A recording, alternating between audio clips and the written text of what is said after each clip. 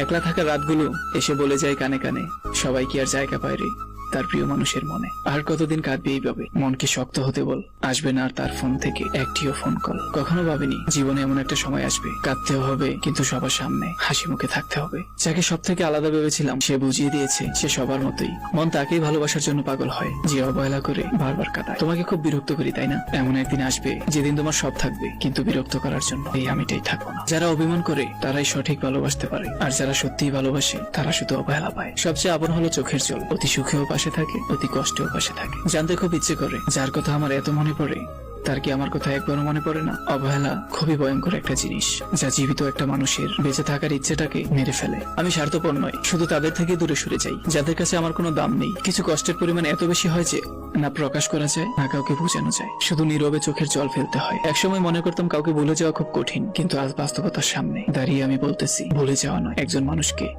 চিনা অনেক কঠিন।